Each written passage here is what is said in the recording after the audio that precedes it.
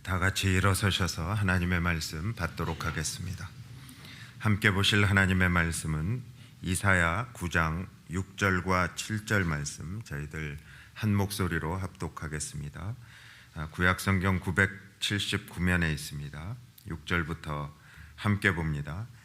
이는 한 아기가 우리에게 낳고 한 아들을 우리에게 주신 바 되었는데 그의 어깨에는 정사를 메었고 그의 이름은 기묘자라 모사라, 전능하신 하나님이라, 영존하시는 아버지라, 평강의 왕이라 할 것임이라. 그 정사와 평강의 더함이 무궁하며 또 다윗의 왕자와 그의 나라에 군림하여 그 나라를 굳게 세우고 지금 이후로 영원히 정의와 공의로 그것을 보존하실 것이라.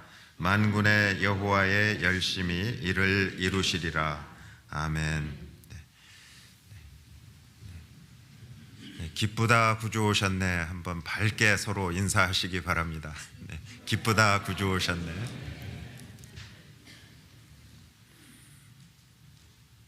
저희들의 삶이 참 때로는 너무 분주해서 이러한 하나님의 놀라운 사건들을 자꾸 망각하는 것 같습니다. 그래서 죽음 가운데 부활하신 예수님을 기억하라고 예수 다시 사셨네, 이렇게 부활절 3월이나 4월에 한번 외치게 하시고, 또 연말이 되면 기쁘다 구주 오셨네. 저희들이 그 두 말씀만 굳게 붙잡아도 한 해를 잘 날 수 있을 것 같아요.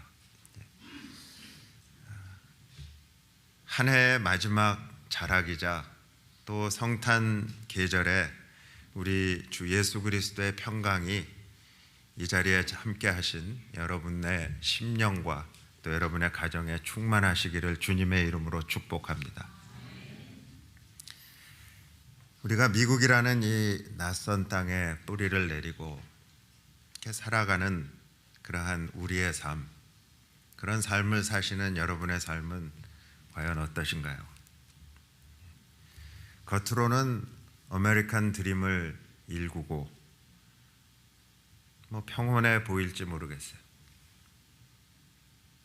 그런데 그 이면에는 언어의 장벽이 있고요, 또 자녀의 문제, 자녀의 교육에 대한 염려, 불확실한 미래, 거기에 더해서 이제 이민 생활을 오래 하시다 보면 자꾸 고국에 대한 그리움, 이런 여러 가지 염려와 불안함과 그리움의 파도가 우리의 삶을 계속 끊임없이 우리의 삶에 밀려오곤 합니다. 의식적으로 무시하려고 일부러 분주하게 어떤 일에 몰두하기도 합니다. 하지만 우리는 모두 저마다의 그 평화를 갈구하며 삽니다. 통장의 잔고가 넉넉해지면, 자녀가 좋은 대학에 가면, 혹은 건강이 회복되면 평화가 올 것이라고 믿으면서 우리는 열심히 달려갑니다. 하지만 성경은 그런 우리에게 묻습니다. 과연 그 평화가 영원한가? 오늘 본문인 이사야 9장은 짙은 흑암 속에 갇혀있던 이스라엘 백성들에게 주신 소망의 메시지입니다. 당시에 이스라엘은 아수르라고 하는 거대한 제국의 위협을 받고 그 앞에서 풍전등화와 같은 그러한 삶을 그들은 살았습니다. 정치적인 혼란, 경제적인 궁핍, 무엇보다도 영적인 타락이 그 이스라엘 백성들을 짓누르고 있었어요. 그때 이사야 선지자가 한 아기의 탄생을 예고하면서 그 아기에게 붙여진 4가지 이름 중에 마지막이자 가장 위대한 이름을 선포합니다. 바로 평강의 왕이라는 거예요. 이 이름은 인간의 가장 깊은 갈망, 즉 죄로 인해서 깨어진 하나님과의 관계를 회복하고 참된 평화와 안식을 얻고자 하는 그 인간의 본능을 정면으로 터치하는 그러한 이름입니다. 참된 이스라엘 백성이 가장 사모했던 게 뭘까요?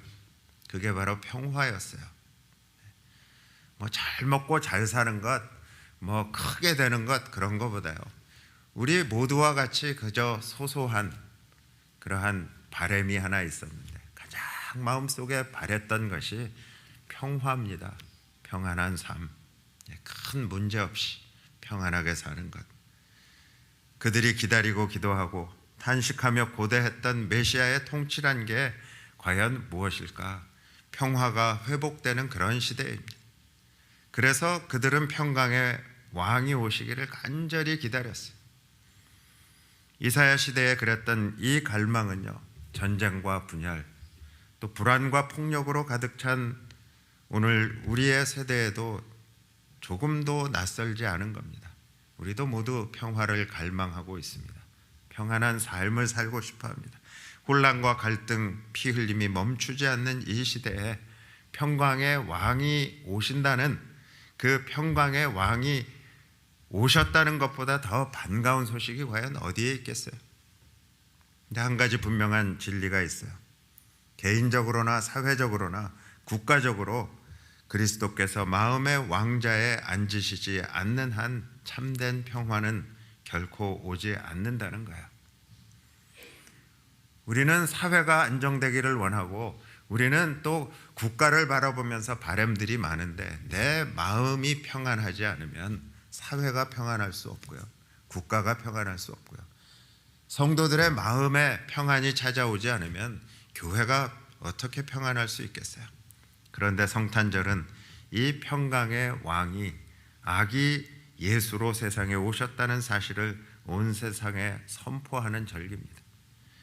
이제 우리는 이 영광의 이름, 평강의 왕이라는 그 이름 속에 담긴 뜻을 함께 묵상하면서 성령 하나님께서 이 말씀을 통해 우리에게 무엇을 교훈하시기를, 무엇을 깨닫기를 원하시는지 겸손히 귀를 기울이려고 합니다. 성경이 말하는 평강의 왕은요, 예수 그리스도를 이렇게 드러냅니다. 첫 번째, 평화의 근원이신 예수 그리스도다. 평화란 과연 무엇이고, 평화는 누가 만든 것일까? 누가 시작한 것일까?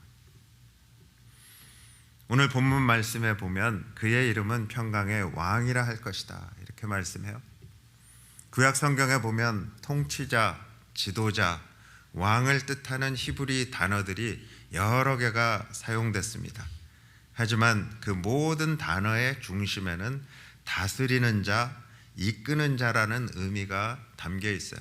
그러니까 왕이라고 하는 그 뒤에 숨어 있는 진짜 의미는 지도자라는 거예요. 다스리는데 폭정으로 다스리는 그런 왕이 아니라 평화로 다스리는 자, 평화로 이끄는 자. 그래서 히브리어 원문, 오늘 이사야 9장 6절의 원문의 단어를 보면 그 평강의 왕이라는 단어가 샤르 샬롬입니다. 그 두 단어로 되어 있어요. 그러니까 샤르라고 하는 것은 지휘관, 지도자, 통치자, 군주를 뜻합니다. 그래서 왕이라는 의미를 가진 그 멜레크라고 하는 히브리어하고는 다른 단어를 썼어요. 그래서 아마 저희 한글 성경에는 평강의 왕이라고 번역을 했는데, 그 영어 성경을 보면 Prince of Peace라고 돼 있어요. 왜 킹이 아닐까? 킹이라고 하는 그런 의미도 있지만 더 깊은 뜻은 하늘에 계신 그 성부 하나님께서 그 아들 예수 그리스도로 오셨기 때문에, 그렇지만 하늘에 계신 하나님만 다스리시는 것이 아니고, 하늘에 계신 성부 하나님만 우리를 이끄시는 게 아니고, 그 왕좌로 오셨지만 왕자가 곧 우리의 킹이 되신다. 우리의 온전한 통치자가 되고 지도자가 되신다. 그런 의미에서 저는 이 샤르라고 하는 다른 단어를 사용하지 않았을까, 그렇게 생각해 봅니다. 그리고 이런 그 히브리 단어의 개념이 신약에 와서는 한 걸음 더 나가서 근원이다, 창시자다, 시작하시는 분이다 하는 그런 뜻을 담아서 사도 바울이 서신서에서 예수 그리스도를 그런 단어들로 표현하기 시작한 거예요. 그러니까 이렇게 성경의 계시를 구약서부터 신약으로 따라가다 보면요, 예수 그리스도께서 이 땅에 오신 목적이 평화를 만드시기 위한 것이고요, 또한 평화를 주시기 위한 것이고요, 더 나아가서 평화를 선포하시기 위한 겁니다. 그리고 저희 개혁주의 신학에서는요, 평화는 인간이 쟁취하는 것이 아니라 하나님께서 일방적으로 베풀어 주시는 은혜라고 말합니다. 그러니까 평화는 인간이 막 도모해서 쟁취하고 이룰 수 있는 것이 아니라는 거예요. 평화를 쟁취하기 위해서 우리는 전쟁을 합니다. 평화를 쟁취하기 위해서 남을 누릅니다. 그런 평화가 아니라 지금 진정한 평화는 하나님께서 은혜로 우리에게 주시는 것이다. 평강의 왕이신 예수님은 그 평화를 세 가지 방식으로 우리에게 체험할 수 있도록 평화를 시작하셨어요. 첫 번째 방식이 뭘까? 예수님은 인간의 몸을 입고 성육신하셔서 아기로 탄생하셨어요. 그게 첫 번째 방법이에요. 베들레헴 들판에서 천사들이 노래합니다. 지극히 높은 곳에서는 하나님께 영광이요, 땅에서는 하나님이 기뻐하신 사람들 중에 뭐라 그랬어요? 평화로다. 아기 예수의 탄생은 세상이 줄 수 없는 그 하늘의 평화가 이 땅에 상륙했다는 그 선포였어요. 역사상 그 어느 때보다 예수님이 오시기에 적절한 시점이 바로 그때였어요. 왜 예수님이 그때 오셨을까? 사도 바울은 이렇게 얘기합니다. 갈라디아서 4장 4절에서 때가 찼다 그랬어요. 때가 참에 하나님이 그 아들을 보내셨다.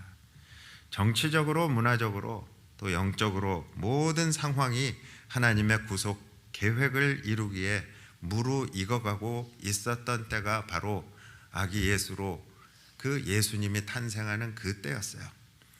인류 역사 속에서 그 어느 세대도 그 당시보다, 그 시대보다 더 구주를 필요로 했던 적은 없어요.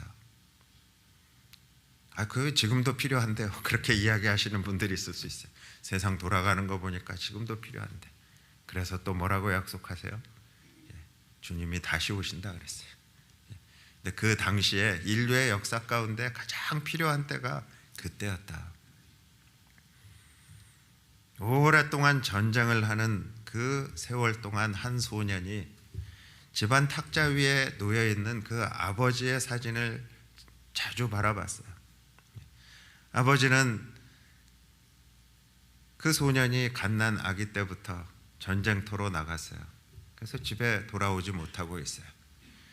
세월이 흐르면서 소년의 기억 속에서 아버지는 점점 실제 인물이 아니라 사진 속의 인물이 되어가고 있었어요.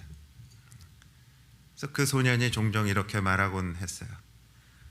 아빠가 저 사진에서 걸어 나와서 진짜 사람이 되면 좋겠어요. 바로 이게 성탄의 의미입니다.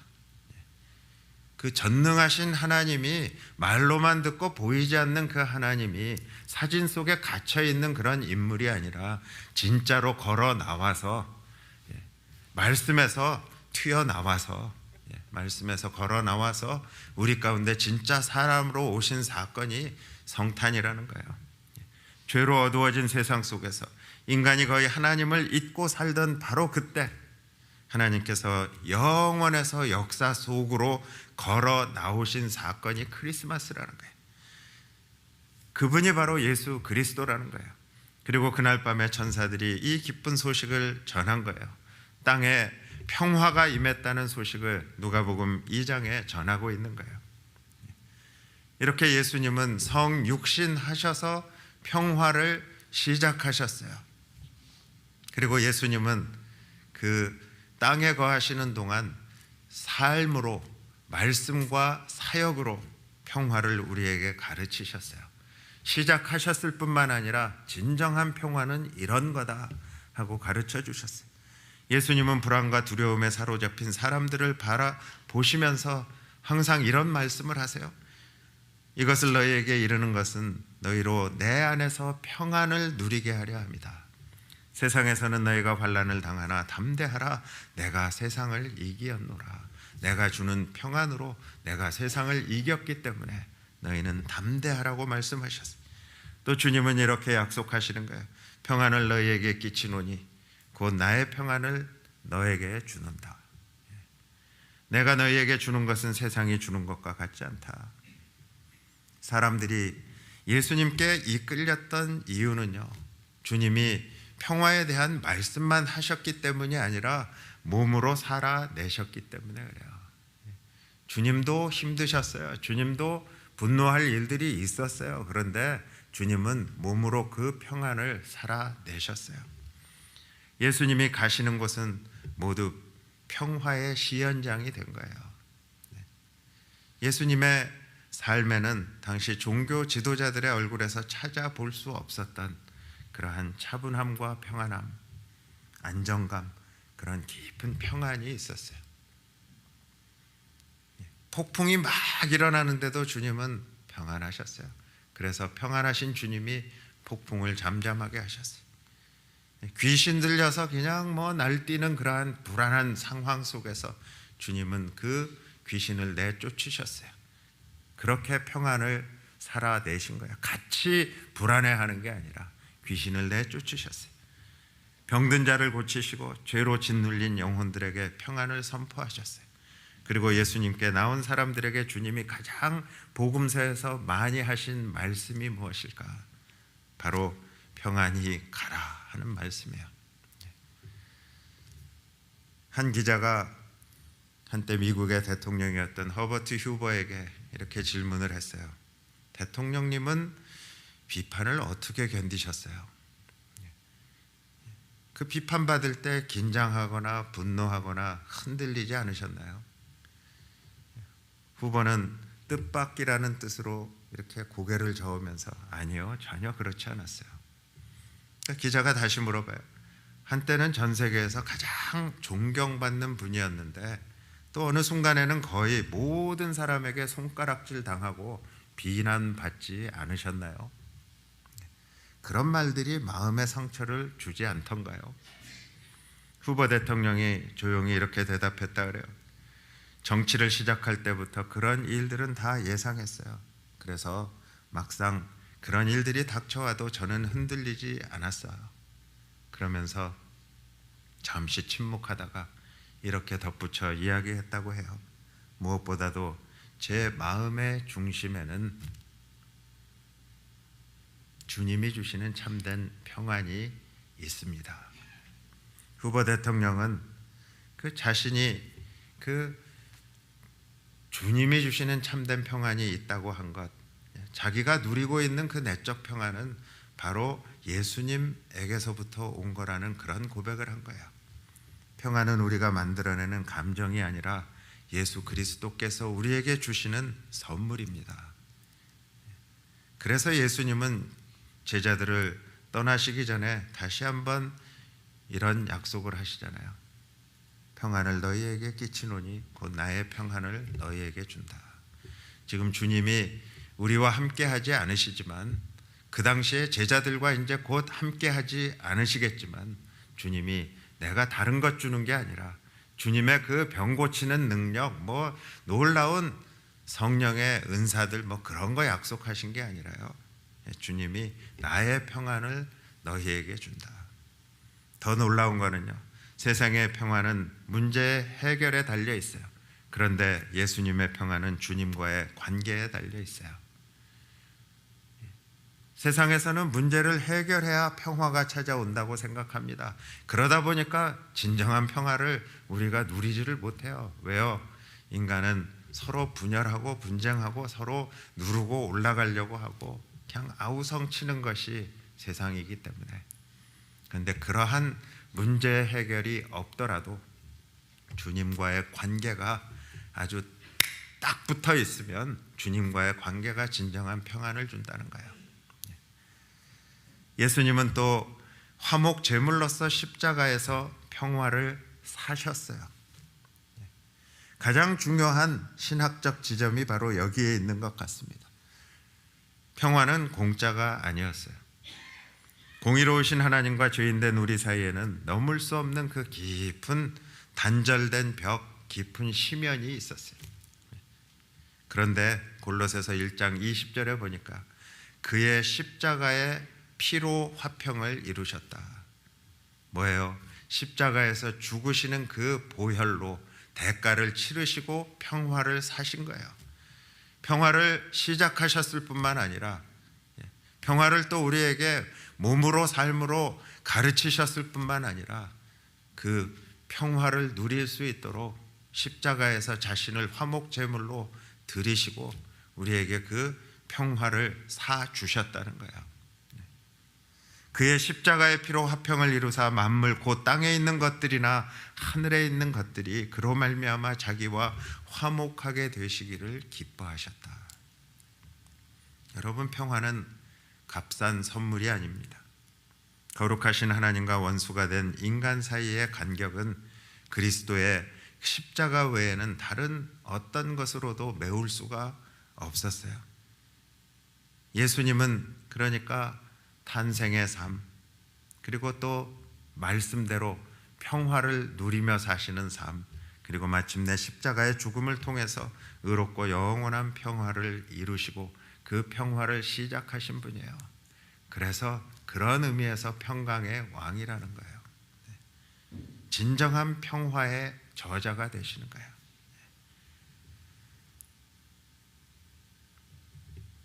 우리 앞에 남은 질문은 그렇다면 결코 추상적인 질문이 아닙니다. 뭐 추상적으로 감정적으로 지금 평안하세요? 그런 추상적인 질문이 아니라요, 아주 개인적인 질문입니다. 나는 우리 주 예수 그리스도로 말미암아 지금 나는 하나님과 화평한 관계, 그 화평을 누리고 있는가? 여러분, 지금 마음이 불안하세요? 십자가를 바라보세요. 평강의 왕께서 저와 여러분, 저희들의 평안을 위해서 자신의 생명값을 지불하셨다 하는 것을 기억하시면서 십자가를 바라보시기 바라요.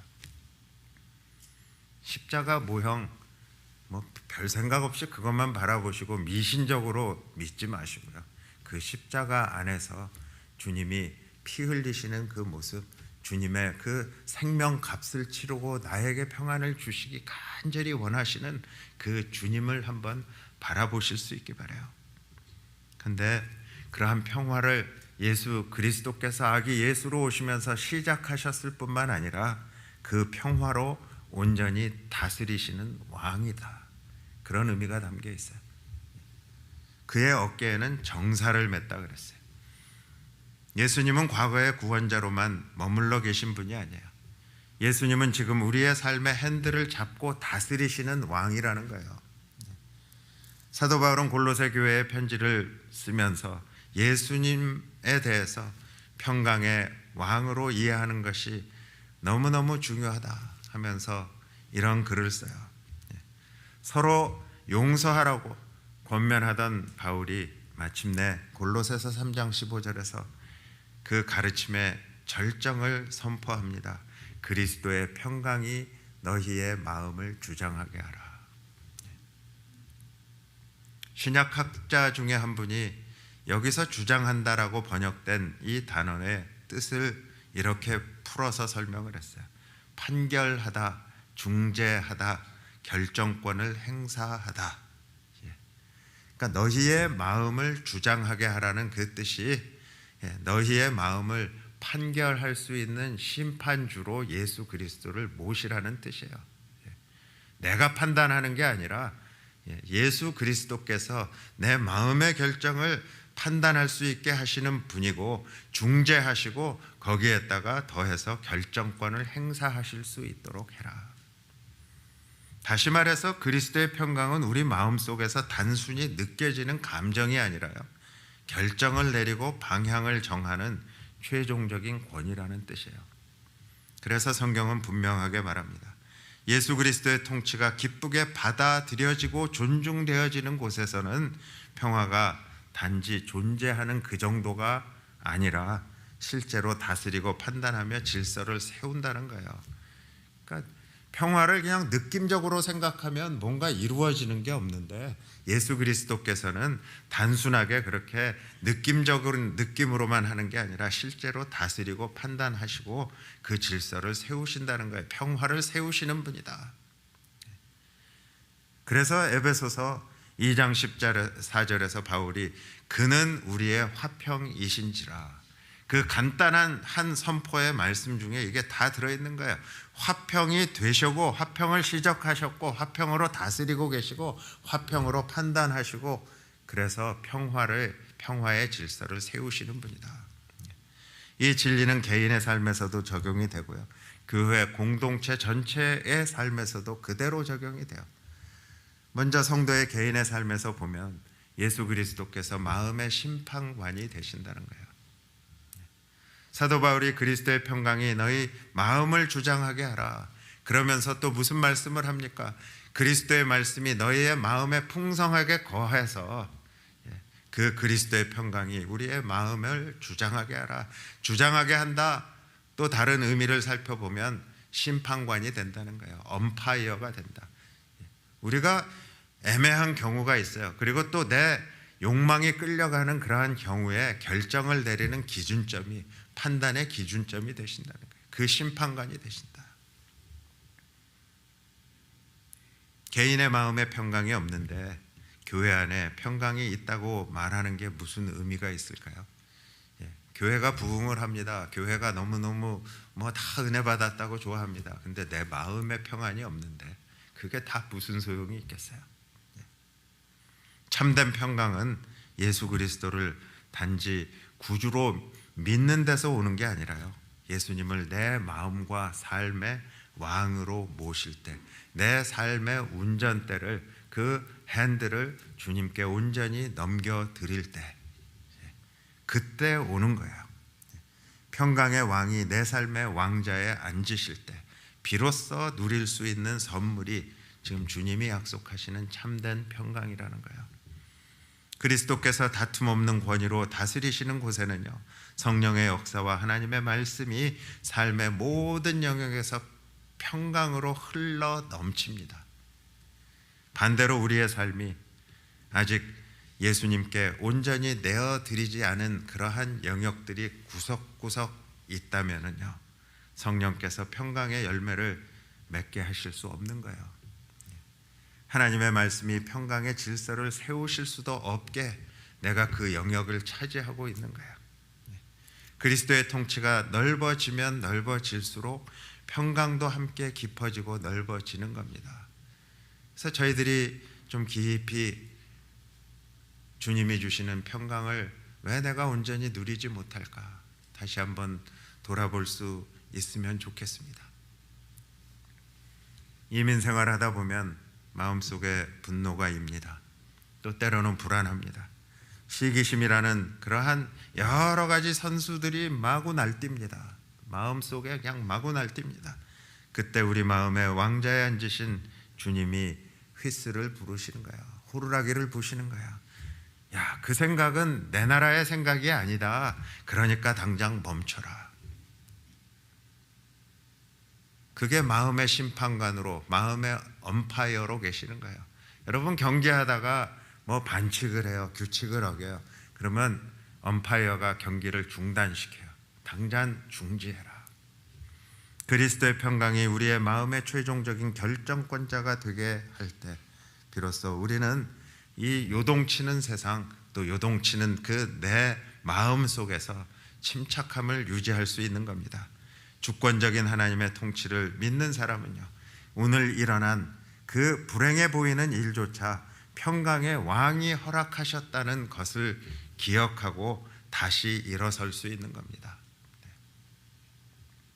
영국의 조지 5세가 왕위에 올랐을 때 그 큰 아들에게 공식적으로 웨일스의 공으로 책봉을 했어요. 그래서 책봉하기 위해서 웨일스의 오래된 그 성으로 이렇게 보냈습니다. 그래서 그 왕자가 웨일스 성을 찾아갔어요.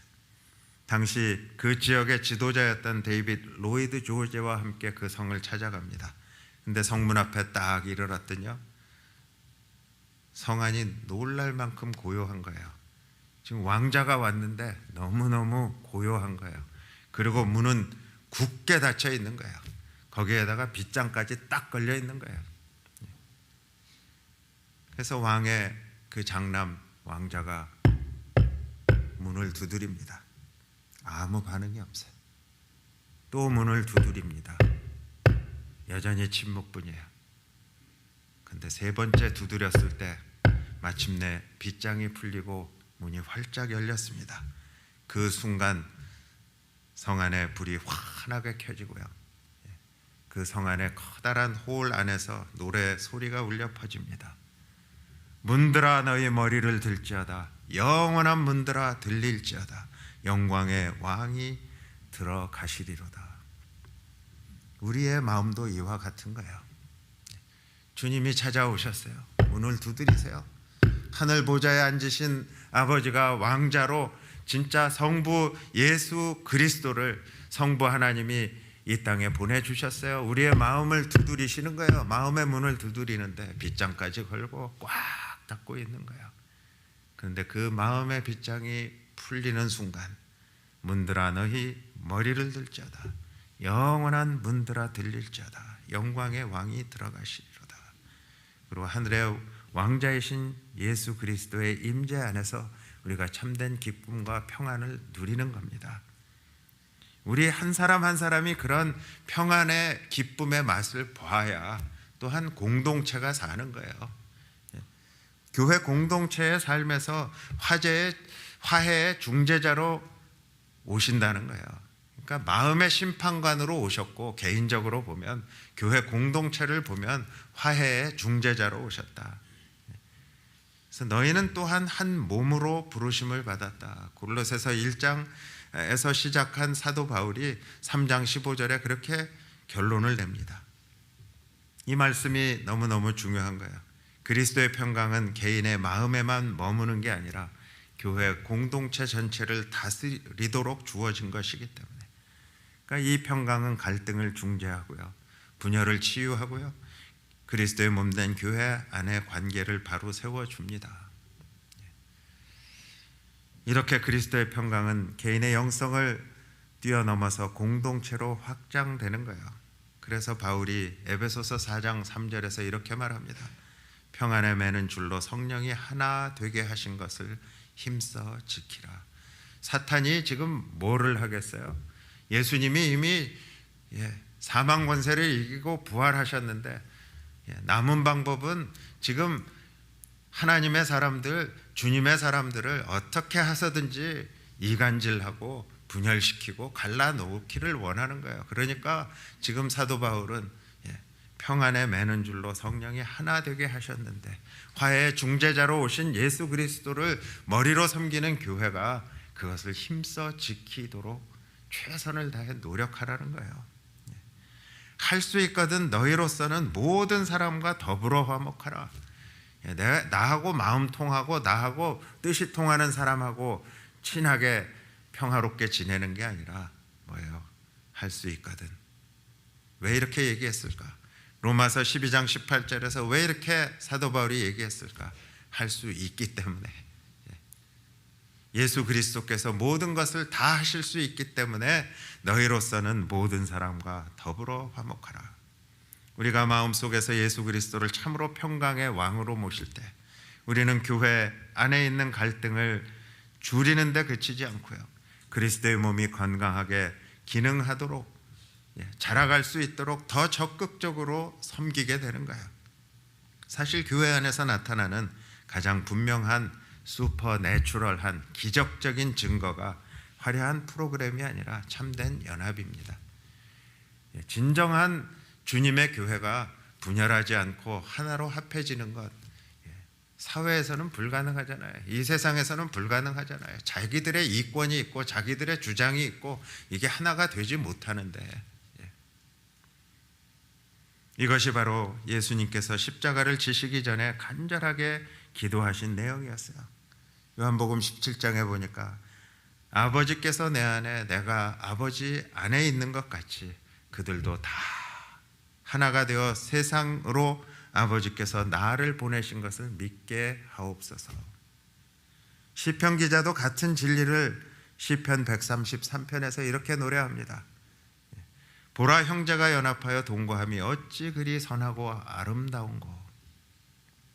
거기서 여호와께서 복을 명령하셨나니 곧 영생이로다. 영생의 삶을 누리는 사람들이 모여 있는 것이 교회 아니에요? 그러니까 우리가 갈등 앞에 섰을 때 누가 옳은가를 따지기보다는요, 평강의 왕께서 지금 무엇을 원하고 계시는가, 그것을 묻는 공동체가 되어야 합니다. 교회 안에 의견이 다를 때가 있어요. 그리고 또 서로 주장이 다를 때가 있어요.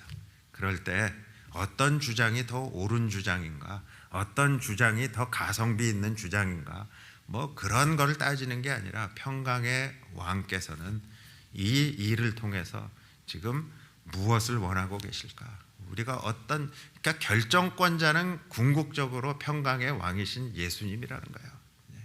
그런 공동체가 되어야 하는 거예요.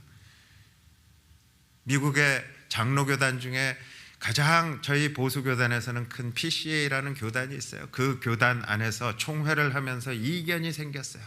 서로 아주 첨예하게 대립했어요. 그때 한 나이 드신 영적으로 참 존경받는 한 목사님이 우리 정회하고 금식하며 기도합시다 하면서 3일 동안 회의가 중단됐어요. 그리고 3일 동안 기도한 후에 모였을 때 안건을 이야기도 하기 전에 서로 첨예하게 갈라졌던 두 그룹이 서로 포옹하면서 서로를 용납하면서 하나가 되었다는 그러한 기록이 있어요. 우리가 서로 용납하고 용서하고 그럴 때 세상이 우리를 통해서 평강의 왕이 살아계시구나 하는 것을 보게 되는 거예요. 그 더 놀라운 거는요, 이 평화를 확증하시는 왕으로 오셨다는 거예요. 그 정사와 평강의 더함이 무궁하다. 7절에 그렇게 말합니다. 그리고 그 나라를 굳게 세우고 정의와 공의로 보존하실 것이다. 이렇게 말씀해요.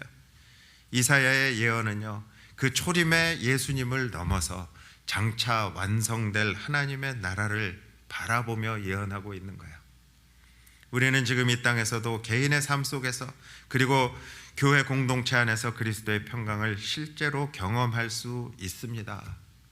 그러나 성경은 거기에 멈추지 않고요, 성경은 평강의 왕께서 다시 오실 때, 아기 예수로 오실 때 말고요, 이제 하늘 보좌에서 다시 천천만만의 천사들과 함께 그 말 타고 다시 오실 때 평화가 완전하고도 최종적으로 세워질 미래의 시대를 분명하게 말하고 있어요. 그런 의미에서 예수 그리스도는 평화를 만드시는 근원이실 뿐만 아니라 평화를 다스리시는 분이실 뿐만 아니라 마침내 그 평화를 완전히 확증하시는 분으로 이 세상에 다시 오실 것이다. 성경은 평강의 왕께서 두 가지 방식으로 평화를 확증하신다고 말씀합니다. 이미 시작된 예수 그리스도의 통치, 그것으로, 그러니까 지금 먼 미래에 다시 오셔서 우리를 다스리시는 게 아니라 지금 현재 지금 다스리고 계시다는 거예요. 그러니까 이미 하나님의 나라는 우리에게 임했고요, 이미 예수 그리스도의 통치는 우리와 함께 하고 있는 거예요. 예수님이 부활하셔서 하나님 보좌 우편에 앉으셨어요. 에베소서 1장 21절에 보니까 모든 통치와 권세와 능력과 주권 위에 뛰어나게 하시고 그렇게 말씀합니다. 예수님은 지금도 성령 하나님을 통해서 복음이 전파되는 곳마다 사탄의 결박을 푸시고 평강의 나라를 확장하고 계신 거예요. 근데 요한계시록의 천년 왕국이, 많은 사람들은 앞으로 올 것이기 때문에 그 천년 왕국을 기다리면서 지금 통치하시는 예수님의 통치를 놓쳐버릴 때가 많습니다. 근데 저희들은 그러한 특정한 계산해가지고 천년이라고 인간이 계산한 천년의 그러한 특정한 시간적인 기간이 아니라 주님이 지금도 다스리고 계시기 때문에 그래서 이미 하나님의 나라와 그리스도의 통치는 우리와 함께 하다고 저희는 믿고 있어요. 바울은 데살로니가 교회에 편지를 쓰면서 이 모습을 그의 입의 기운으로 멸하시고 강림하여 나타나심으로 패하시리라, 그렇게 선포합니다. 구약의 선지자들이 수백 년 수천 년간의 시간을 넘어서 주님이 통치하시는 이 놀라운 왕국을 미리 바라봤어요. 그러면서 이사야 선지자가 11장 9절에서 이렇게 노래합니다. 물이 바다를 덮음같이 여호와를 아는 지식이 세상에 충만할 것입니다. 지금 예수님 아는 지식, 이 하나님의 말씀의 지식이 물이 바다를 덮음같이 충만해지는 역사들이 지금 일어나고 있는 겁니다. 그러니까 저희들이 선교에 열심을 하는 거고요. 그러니까 주님의 말씀을 아직도 모르는 사람들에게 전도하는 거 아니겠어요? 얼마나 복된 소망이에요. 믿음으로 평강의 왕께 속한 그러한 사람들은 이 영광스러운 나라를 함께 누리게 되는데, 그러면 저는 언제 누립니까? 하고 질문이 생기실 수 있어요. 근데 만약에 여러분이 도저히 찬양할 수 없는 고난 가운데에서도 하나님을 믿고 찬양하고 있다면 그게 주님이 지금 나를 다스리고 계신 증거입니다. 불평할 수밖에 없고요, 좌절할 수밖에 없고, 주저앉을 수밖에 없는 상황에서도 내 입을 통해 기도하게 하시고, 내 입을 통해 찬양하게 하시고, 내 눈을 통해서 내 마음으로 주님의 생명의 말씀을 잊게 하신다면 주님이 지금 내 마음을 다스리고 계시는 거예요. 이미 평강의 왕이 통치하고 계신다는 것, 우리에게 임하셨다는 증거입니다. 이미 시작된 주님의 통치라는 거예요. 그러니까 일부 기독교에서 믿고 있는 주님이 이제 오셔서 온전하게 다스릴 그 순간을, 우리는 그 순간을 기다리는 게 아니라 이미 다스리고 계신 주님께 내 마음을 더 활짝 열고 더 마음의 구석구석 다 내어드려야 하는 거예요. 그리고 그 그림자적인 존재가 바로 교회라는 겁니다. 하지만 우리는 여전히 질병과 전쟁, 죽음이 존재하는 그러한 세상을 삽니다. 그리고 그런 모습들을 봅니다. 그래서 우리는 평강의 왕이 다시 오실 날을 또 간절히 기다리는 거예요. 다시 오실 그날을. 그러니까 장차 완성될 영원한 평화를 기다립니다. 이미 통치가 임했지만 not yet, 아직. 미가 선지자가 4장 3절에서 이렇게 예언해요. 이 나라와 저 나라가 다시는 칼을 들고 서로 치지 아니하며 다시는 전쟁을 연습하지 아니하리라. 얼마나 좋은 평화의 시간이에요. 우리는 그 순간을 기다리는 거예요. 주님이 다시 오셨을 때, 온전히 이루실 때 그러한 세상이 된다. 오늘 본문에 그 정사와 평강의 더함이 무궁하다라는 그 말씀은요, 요한계시록에서 천년 왕국과 영원한 새하늘과 새 땅의 소망이 그저 막연한 꿈이 아니라 온전히 이루어질 것이다, 확실하게 이루어질 것이다, 그렇게 말씀하고 있는 거예요. 그러니까 이사야 9장 7절에서 이미 확언을 하고 계신 거예요, 하나님이. 그리고 이것은 내가 약속한 말이기 때문에 반드시 이루어질 것이다. 사탄은 마지막으로 헛된 반역을 시도하게 되겠지만 결국은 완전히 패배해서 영원한 심판의 불못에 던져질 것이다. 요한계시록의 말씀이에요. 그리고 그 후에 흰 보좌에 심판이 열리고 믿지 않는 모든 자들의 운명은 영원히 결정될 것이다. 하나님께서 그리고 새 하늘과 새 땅을 창조하실 것이다. 사도 베드로는 이 장엄한 장면을 이렇게 전하고 있어요.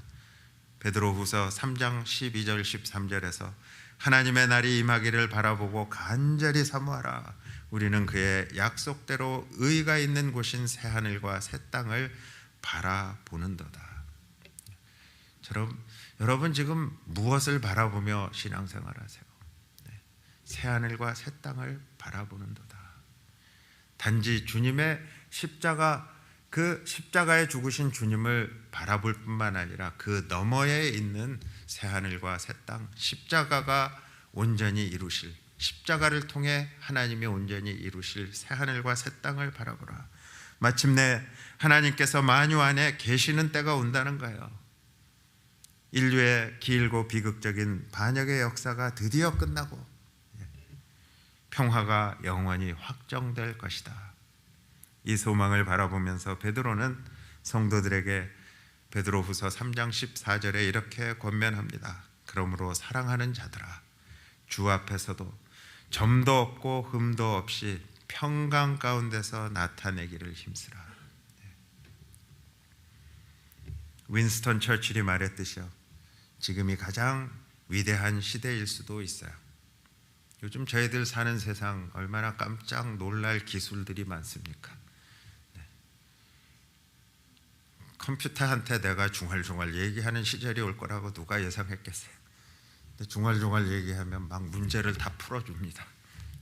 그러니까 지금이 가장 위대한 시대라고 생각할 수도 있지만 우리 믿는 성도들에게는요, 최고의 날은 아직 오지 않았다는 거예요. 평강의 왕이신 예수 그리스도께서 직접 통치하시는 그날, 우리는 눈물도 아픔도 없는 완전한 샬롬을 누리게 될 겁니다. 사랑하는 성도 여러분, 핸델의 메시아에서 우리가 평강의 왕을 노래할 때요, 그 이름 안에 담긴 풍성한 의미를 한번 기억해 보시기 바랍니다. 여러분이 뭐 레코드판을 가지고 계실 수도 있고 CD를 가지고 계실 수도 있고 요즘에는 뭐 여러 가지 스트리밍 서비스에서 찾아보셔서요, 한번 성탄절을 맞으면서 핸델의 메시아 한번 다시 들어보시기 바랍니다. 평강의 왕이라는 그 구절의 가사들을 다시 한번 되새겨 보시기 바랍니다.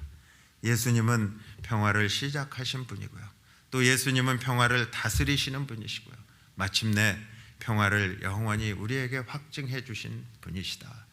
그것이 성탄절에 평강의 왕으로 오신 예수님의 의미라는 거예요.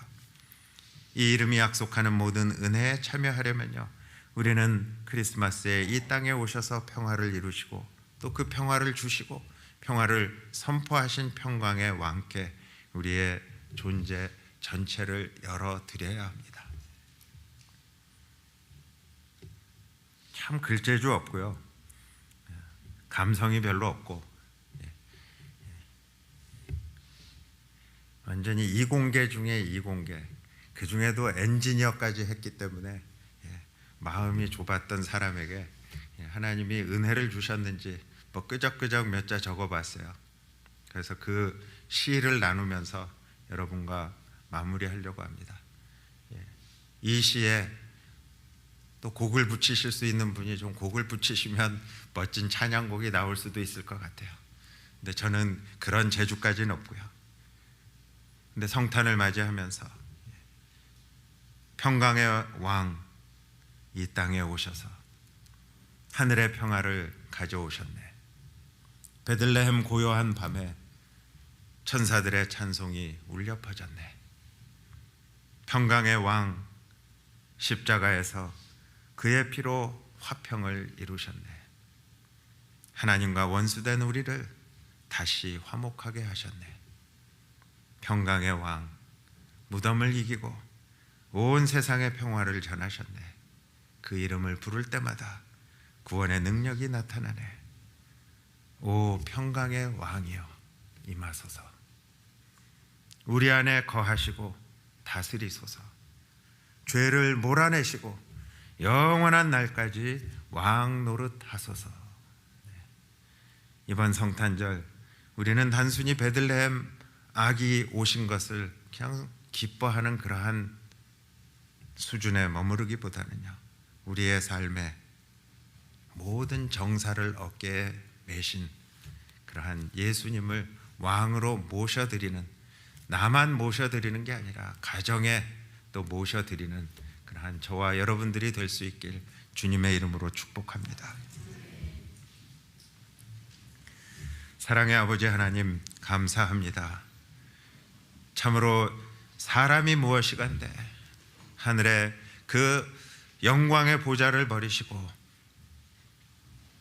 이 좁고 좁은 그러한 세상 가운데 들어오시고 그 세상보다도 더 좁고 좁은 우리의 죄인들의 마음에 들어오셔서 평화를 선포하시고 하나님과의 관계를 회복할 수 있는 그 길을 만들어 주신 그 예수님이 이 세상에 오신 크리스마스를 저희들이 맞이합니다. 그 주님이 평강의 왕으로 오신 그 깊은 의미를 묵상하면서 아직도 불안해하고 아직도 평안이 없는 우리의 삶의 구석구석 주님 앞에 우리의 마음의 문을 활짝 열기를 소원합니다. 그리고 그 활짝 열려진 저희 마음 속에 기쁨으로 찾아오시는 평강의 왕 예수 그리스도께서 우리에게 진정한 평안을 허락하여 주시고, 그래서 저희들의 평안한 모습을 보며 세상에 또 평강의 왕으로 오신 예수님을 땅끝까지 전할 수 있는 우리 성도들의 가정과 저희 교회가 될 수 있도록 하나님 축복하여 주시옵소서. 예수님의 이름으로 감사하며 축복하며 기도드렸습니다.